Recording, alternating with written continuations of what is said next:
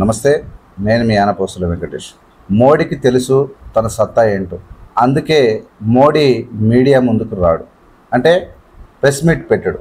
Press meet is in the sense ప్రధానమంత్రి ఇక్కడ కూర్చుంటే క్వశ్చన్లు అడగనివ్వాలి, కానీ ఈ పని ఎప్పుడు చేయడు. సెలెక్టెడ్ మీడియాలో మాట్లాడుతూ ఉంటాడు, ఊకదంపుడు ఉపన్యాసాలు ఇస్తాడు.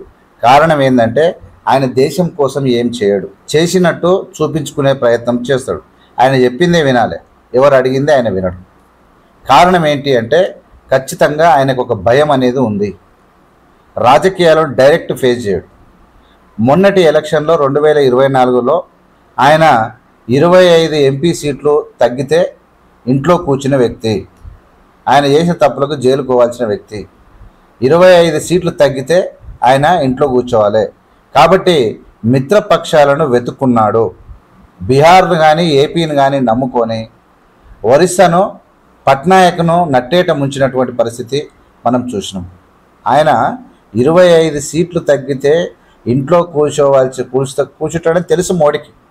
మోడీ భయాందోళన ఉన్నాడు కాబట్టే ఇలా మీడియాను పెట్టుకొని ఇలా రాహుల్ గాంధీ చెప్పినట్టు ఈసీని పక్కడిబందిగా, అంటే ఏదో యాదృచ్ఛికంగా జరిగిన ఇన్సిడెంట్ కాదు. ఇలా పనికి మాలిన చాలామంది, కొంతమంది బీజేపీ వాళ్ళు మాట్లాడుతారు ఏంటంటే అది రాహుల్ తప్పు, క్వశ్చన్ తప్పు. ఆ క్వశ్చన్లకు అన్నిటికీ మేము ఆన్సర్ చెప్తాం. కానీ ఈయన చట్టాన్ని పార్లమెంట్లో చేసుకున్నాడు. ఎవరిని? ఎన్నికల కమిషన్ను ఏర్పాటు చేసుకోవడం కోసం నరేంద్ర మోడీ పార్లమెంట్లో చట్టం తయారు చేసుకున్నాడు.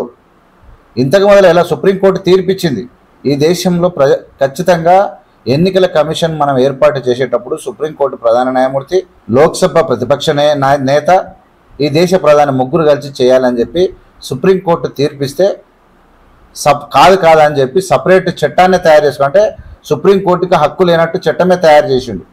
కారణం ఏంటి అంటే ఈ దోపిడీకి పాల్పడడానికే ముందే కంకణం కట్టుకున్నాడు నరేంద్ర మోడీ. ఈ పని చేయకపోతే గెలవడని అతనికి తెలుసు.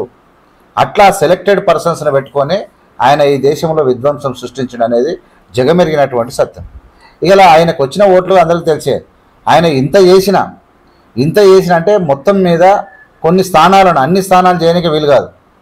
సెలెక్టెడ్ చేయాలంటే, అన్ని స్థానాలు చేయాలంటే టైం పడుతుంది, వీలు కాదు. ఈ 5-6 నెలల కాలంలోనే రపారప గుర్తుకొచ్చింది కాబట్టి మొత్తం మీద 240 సీట్లు వచ్చినాయి. ఇండియా కూటమికి 235 వచ్చినాయి. ఒక 25 సీట్లు కనుక తగ్గితే కథమయ్యేది. కానీ ఇక్కడ మూలియ నక్కం మీద తాటికాయ పడ్డట్టు ఏపీలో జరిగినటువంటి పెద్ద కుంభకోణమే బయటపడ్డది. ఏపీలో కానీ ఒరిస్సాలో కానీ ఏం కుంభకోణం బయటపడ్డది? ఓట్ ఫర్ డెమోక్రసీ అనేటువంటి సంస్థ ఆంధ్రప్రదేశ్లో పోలైన ఓట్ల కన్నా 12% ఓట్లు లెక్కింపు జరిగినాయి ఎక్కువ అని చెప్పి ఓట్ ఫర్ డెమోక్రసీ అనే సంస్థ క్లియర్గా చెప్పేసింది. అంటే ఓట్లు ఫర్ ఎగ్జాంపుల్ 80% పోలైనాయి అనుకో, అసలు జగన్మోహన్ రెడ్డికి టీడీపీకి ఉన్న తేడా ఎంత? 10% ఓట్ల కన్నా ఎక్కువ ఏముండదు. కానీ 12% ఓట్లు ఎక్కువ కౌంటింగ్ చేసిరంటే ఏదో మాయ జరిగిందని అర్థం. అంటే ఈ దెబ్బకు ఇలా అపహాస్య పాలవుతుంది చంద్రబాబు నాయుడు యొక్క ప్రభుత్వం. ఇలా పవన్ కళ్యాణ్కి బైక్ వచ్చినాయి, ఆయన ఏమో ఇరగదీసినట్టు, ఇంతకు ముందు రాజకీయాలు చేసి సేవ చేసినట్టు బైక్ రావడం, ఇవన్నీ అంటే సెలెక్టెడ్ విధానంగా పవన్ కళ్యాణ్ భవిష్యత్తులో బీజేపీని లీడ్ చేయాలనే ఉద్దేశంతో కావాలని చేసినట్టు ఇక్కడ అందరికీ అనుమానాలు వస్తూ ఉన్నాయి. మొత్తం మీద ఏపీలో ఓటు ఫర్ డెమోక్రసీ అనేటువంటి సంస్థ 12 పాయింట్ పైన, అంటే 12.58% ఓట్లు ఎక్కువ కౌంట్ చేసిర్రు. అంటే పడ్డ ఓట్ల కన్నా ఎక్కువ కౌంట్ చేసి 10% ఓట్లు పెంచితే వాళ్ళు ఆటోమేటిక్గా విన్ అవుతారు. ఇది జరిగింది ఏపీలోని కూడా. ఓట్ ఫర్ డెమోక్రసీ సంస్థ చెప్పింది. ఆ సంస్థను వీళ్ళు ఏం చేయలేరు కూడా. వీళ్ళు చేస్తే వీళ్ళని ప్రజలు తొక్కిడిచి పెడతారు. ఇది ఏపీలో అపహాస్య పాలైనటువంటి తీరు. ఒరిస్సాలో కూడా సేమ్ చేసిరు. ఒరిస్సా నవీన్ పట్నాయక్ను ఖతం చేసిరు. 12.48% ఓట్లు కూడా ఎక్కువ కౌంట్ చేసిరు. మొత్తం మీద మాయదారి ప్రభుత్వం. ఎందుకంటే ఏం చేయని మోడీ ఎట్లా గెలుస్తాడు? ఇలా ఈ దేశానికి స్వాతంత్రం ఇచ్చి, తెలంగాణ రాష్ట్రం ఇచ్చి, ఇండ్లు ఇచ్చి, బావులు ఇచ్చి, పాఠశాలలు కట్టి, ప్రయోగశాలలు కట్టి, ప్రయోజకులు చేసి, ఆర్మీని పెట్టి, ఉద్యోగాలు ఇచ్చి, వ్యవస్థను స్థాపించి, ఈ దేశానికి ప్రాజెక్టులు కట్టి, నిర్మాణం చేసి, ఈ దేశానికి ప్రాణత్యాగం చేసినటువంటి పార్టీలే ఇలా ఓసారి గెలిస్తే ఓసారి ఓడిపోతే ప్రజల కోపం వస్తే ఓడిస్తారు. వీళ్ళు నిస్సిగ్గుగా, నిత్యేచ్ఛగా, భయం లేకుండా ప్రజలకు ఒకేసారి చేస్తారంట ఓట్లు. ఒకేసారి జమిలీ ఎన్నికలు చేస్తారంట. అంటే మోసం చేయనికే ఇలా ఒక్క అసెంబ్లీ స్థానంలో 1,250,000 ఓట్ల దొంగ ఓట్లను వీళ్ళు తయారు చేసుకోవాలంటే మొత్తం మీద 4,000కు పైగా అంటే కనీసం కొన్ని కోటాను కోట్ల ఓట్లను ఇలా దండుకోవడానికి ఈ దండుపాలెం బ్యాచ్ వచ్చింది. నరేంద్ర మోడీ పరువు పోతా ఉంది. తన లోపల అంటే ఆ మీడియా మరి ఎట్లా బతుకుతుందో ఏం కదా తెలియదు కానీ వణికిపోతూ ఉండరు. ఓటమి భయంతో నరేంద్ర మోడీ ఇలాంటి పన్నాగాలకు పాల్పడుతున్నాడు అనేది ఖచ్చితంగా జగమెరిగినటువంటి సత్యం. చాలా ఈజీగా అడుగుతున్నారు. ఒకవేళ వీళ్ళు రాహుల్ గాంధీ అడిగిండు ఓటర్ లిస్ట్ ఇవ్వమని అడిగిండు, అంటే ప్రింటింగ్ ఫార్మాట్లో ఇచ్చారు. డిజిటల్ ఫార్మాట్లో రీడబుల్ ఫార్మాట్లో ఇస్తే ఒకవేళ మిషన్ ఫార్మాట్లో ఉంటే రీడబుల్ ఫార్మాట్లో ఉంటే సెకండ్స్లలో అదే వితిన్ అవర్స్లో దేశం మొత్తంలో ఉన్నటువంటి ఫేక్ ఓట్లు బయట పెట్టవచ్చు. దేశంలో జరుగుతున్నటువంటి అవకతవకలను గంటల్లో మనము అక్యుములేట్ చేయొచ్చు, ఎలివేట్ చేయొచ్చు. అట్లా ఇస్తే దొరికిపోతామని చెప్పి జనుకుతున్నటువంటి ఎప్పుడు రంకు నేర్చినమ్మ బొంకు నేర్చింది అన్నట్టు క్వశ్చన్లు వేస్తుంది ఉల్టా రాహుల్ గాంధీకి. నువ్వు అట్లా ఫామ్ చేయి, నువ్వు ఇట్లా ప్రామిస్ చేయి, నువ్వు ఇట్లా ఫామ్ నింపు, నువ్వు ఇట్లా క్వశ్చన్ అడుగు. నీ గదంతా ఎందుక? ఎన్నికల కమిషన్ ఇక్కడ తప్పు జరిగిందంటే వెరిఫికేషన్ ఉరికి రావాలి. కానీ దున్నపోతు నిద్రపోయినట్టు నటిస్తూ ఉంది, భయపడుతూ ఉంది. కారణం ఏంటంటే ఇది కుమ్మక్కుతో కూడినటువంటిది.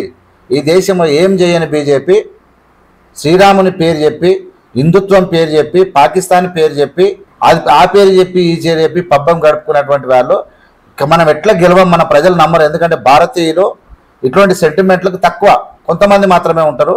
దాన్ని ప్రజలు అన్ని రకాలుగా ఏమో చేయాలనుకున్నారు. కానీ ఈ దెబ్బకు రాహుల్ గాంధీకి తెలిసిపోయింది. ఇప్పటికైనా దేశం మేల్కొన్నది,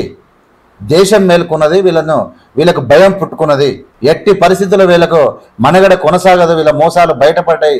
కాబట్టి చాలా జాగ్రత్త పడేటువంటి అవకాశం ఉంది. ఇక సుప్రీంకోర్టు తీర్పిస్తే కూడా పట్టించుకోలేదా నరేంద్ర మోడీ? అంటే ఎంత డేంజర్ అంటావు? సుప్రీంకోర్టు అట్లా కాదయా, ఎన్నికల కమిషన్ నుండి ఒక్కరి వెంట నియమిస్తావు. సుప్రీంకోర్టు ఉంటే బాగుంటుంది, ప్రతిపక్ష నేత రాహుల్ గాంధీ కూడా ఉంటే బాగుంటుంది. మనం కలిసి ఒక వ్యక్తిని పెడితే ఆ వ్యక్తి మంచోడా చెడ్డోడా చూసి చేస్తాం. నువ్వు ఎవరిని పెట్టినా నువ్వు కుమ్మక్క అవుతా ఉన్నావు, ఇది కరెక్ట్ కాదని చెప్తే కూడా వినలే.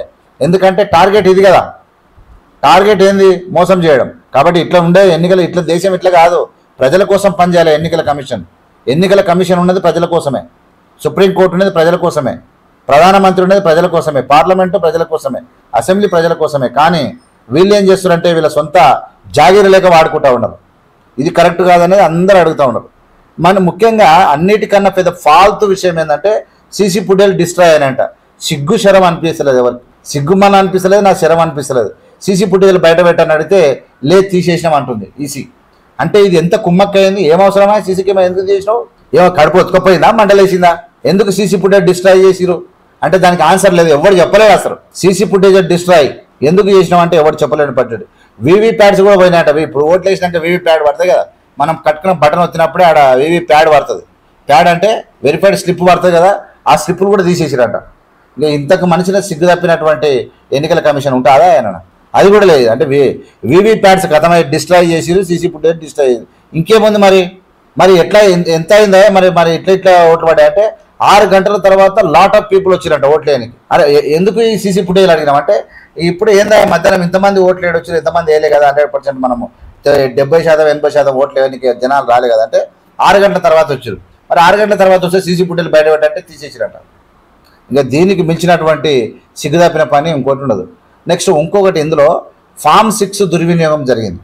ఫామ్ 6 అంటే న్యూ ఎంట్రీ ఓటర్స్ ఉంటారు కదా, న్యూ ఎంట్రీ ఓటర్స్ ఎవరైతే ఉంటే ప్రతి సంవత్సరం కానీ ఎన్నికల ముందు కానీ 18 సంవత్సరాలు నిండిన వాళ్ళకు ఓటు వినియోగం కోసం ఫామ్ 6 ఇస్తారు. ఆ ఫామ్ 6 వల్ల 70 ఏళ్ళు 80 ఏళ్ళు నింపుకున్నారంటే దీనికి మించిన దౌర్భాగ్యం ఏమున్నది? దుర్వినియోగం. ఇంతకన్నా సిగ్గుమాలిన పని ఏముంది? ఈ విధంగా చేసి దేశాన్ని మొత్తం మీద ఆగం చేసేటువంటి పరిస్థితికి వచ్చింది. మొత్తం మీద ఈసీ ఆడుతున్నటువంటి దాగుడు మూతలను ఖచ్చితంగా చర్యలు తీసుకుంటామని చెప్పి రాహుల్ గాంధీ చెప్తా ఉన్నారు. ఖచ్చితంగా ఎవరిని మెడలైనా వస్తారు ప్రజలు. ఈసీ ఉన్న ప్రజల కోసమే. ఈసీ ఏం చేసినా ప్రజలు తిరగబడితే ప్రజలు అదే అనుకో, ఎవడైనా అంతే సంగతిగా. మొత్తం మీద ఇలా నరేంద్ర మోడీ ప్రభుత్వం యొక్క పాపాలు పండినటువంటి రోజు వచ్చింది.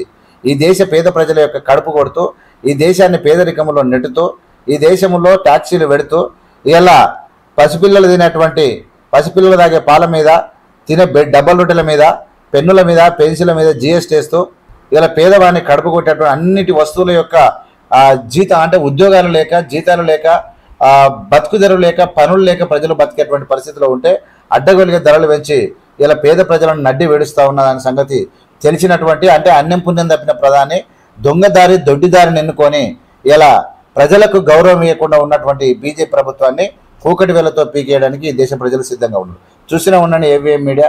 ఏవిఎం మీడియా లైక్ చేసి, షేర్ చేసి, సబ్స్క్రైబ్ చేసి ప్రజల్లోకి పంపితే మళ్ళీ కొత్త వీడియోలు వస్తాయి. మీరు అందరూ ఖచ్చితంగా లైక్ చేసి సబ్స్క్రైబ్ చేయడం మర్చిపోకండి. Thank you so much.